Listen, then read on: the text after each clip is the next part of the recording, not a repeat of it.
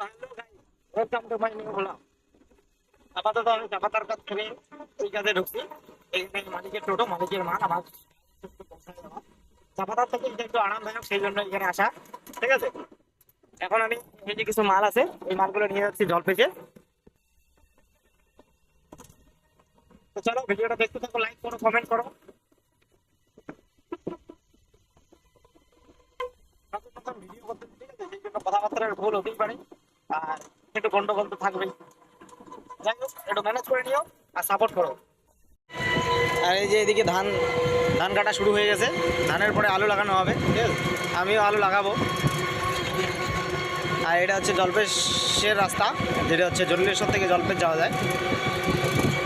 খুবই সুন্দর রাস্তা। তোমরা কে কোথা থেকে, বিশেষ করে জলপেশ জটলেশ্বর থেকে কেউ যদি দেখো তাহলে কমেন্ট করো। তো আমি জলপেশ মন্দিরের সামনে চলে আসছি। তো জলপেশের একটা দোকানে মাল দেওয়া হয়ে গেল। এখন আমি যাচ্ছি জলপেশ মেলার মাঠ, ঠিক আছে, মেলার মাঠের ওইখানে একটা দোকান আছে, তো ওই দোকানটাতে দুই একটা মাল আছে, ওই মালগুলো দিই।